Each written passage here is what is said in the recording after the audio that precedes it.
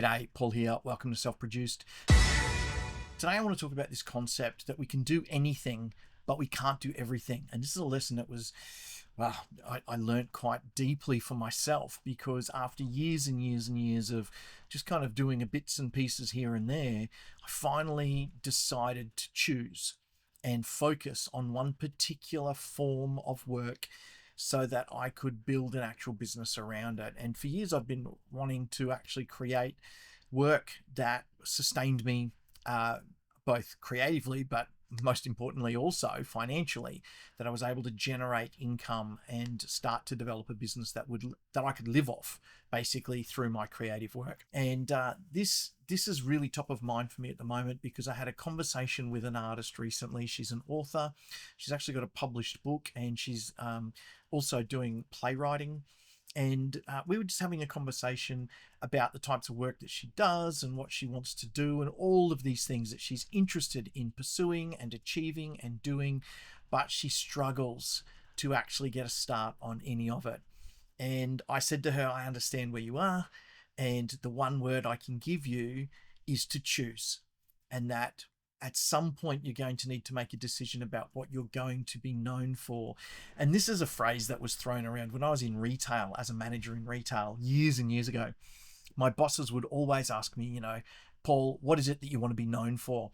And I could never answer them, because I actually didn't want to be known for anything in retail. I didn't care. I was only there because I needed a job. I had to pay for my bills, and I hadn't had an opportunity to kind of break into, kind of being a full-time creator of any sort at that point. I was doing my arts as a side hustle, building it up on the side. And I was there because I had worked there as a kid in high school and then moved into management. Actually didn't want to be there. I didn't want to be in retail. And so the idea of what do I want to be known for just didn't make sense to me. And I hated that phrase for so long, until recently, when I realized actually it is the way forward. This idea is to give you focus, because the more you do one thing, the better you get at it, the faster you become an expert at it, the more that you are known for it, and the more leverage it will give you from an opportunity point of view. And I know that sounds crazy, but I've recently had an opportunity that happened because I have recently become known for doing one thing. So I used to produce lots of different types of shows. I would produce for people and produce my own shows, and was kind of doing a bit of everything. And what I realized was that I needed to choose to be profitable. So that was the first choice. The first choice was I had to choose that I wanted to do this in a way that would be profitable, because I love my art, but for me, I want it to be commercially viable.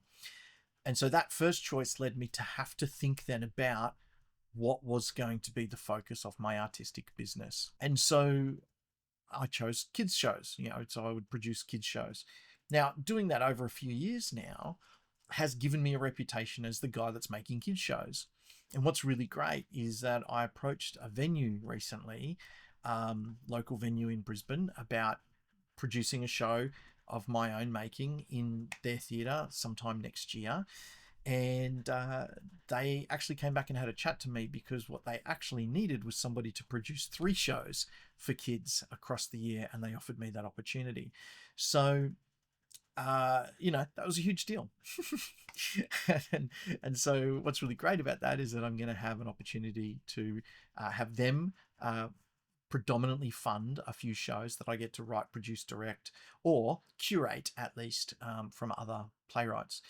As painful as it feels initially as a creative person, because we feel like we're throwing away out all of this other stuff that we're really interested in doing, it actually is going to lead to greater potential and faster sustainability. This means that you have to say no to a whole bunch of other stuff, and you have to be okay with that. And it's hard. Get me? It's hard. Like, I've had to turn down 4 or 5 things this year that were offered to me because they liked me as an actor, or they wanted support with producing. And I had to turn it down, because actually this year I needed to focus on producing more of my own work. And the more time I spent producing stuff for other people was less time I was able to actually develop the work that I was creating for myself.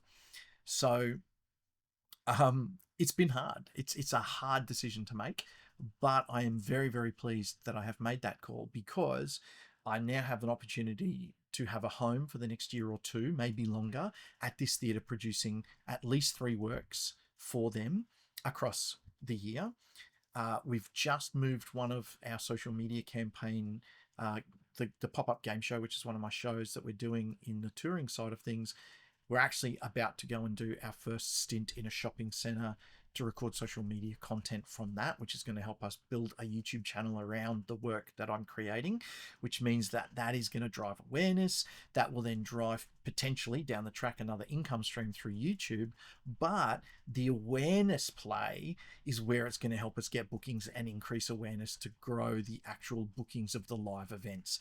And that's going to be key. So the content that we can create through social media, because we are focused on this one area, is going to actually mean that this ecosystem of products that I'm creating that are all intertwined, they're all related to each other, is just going to build the brand and the awareness and the trust that's going to allow us to actually increase bookings and generate more audience over the next couple of years.